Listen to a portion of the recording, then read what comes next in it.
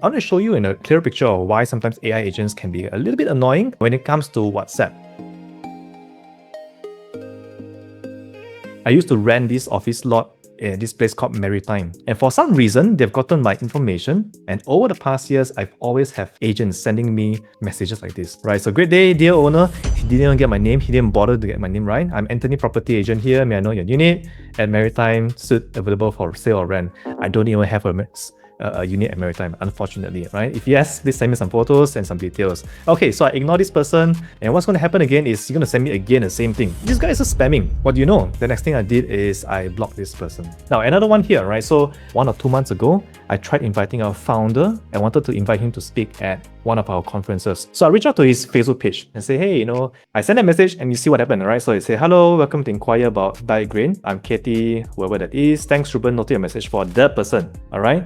And to make sure it reaches the right person, could you share a few details, name of the conference, target audience, topic angle, your contact phone?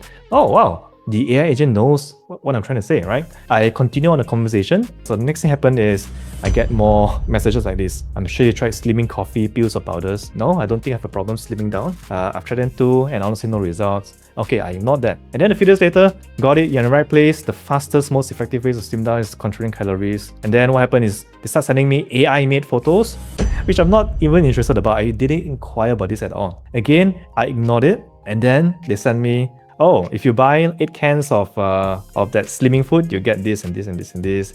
And then it assumed if I would want it shipped to West Malaysia or East Malaysia, it gets send me a few couple of loaves. Again, I ignore it, and then it changed into Mandarin. The thread goes really, really long. I had enough. I couldn't stop the barrage of emails and messages. I just click on block, unfortunately. And this is just a reality of how agents can sometimes be if gone out of hand. We notice that there's a lot of AI agents in the market, but nobody has really fixed their messaging problems of why WhatsApp marketing does not work. There's always 3 problems, right? Number 1 is no segmentation, as in like you have this bunch of like these marketers in the WhatsApp industry like to use the word blast, but I really don't like that word blast, right? Because I don't want to get blasted. And when they do that, they don't have any segmentation at all. Number 2, they're always selling. Every single WhatsApp message that you receive from a brand is just selling, selling, and selling. And that's not nice. Once is okay, twice is okay. By the time the 3rd time comes around, we are fed up with this brand, right? We don't want to see any more messages because when we see the message coming from this brand, we know that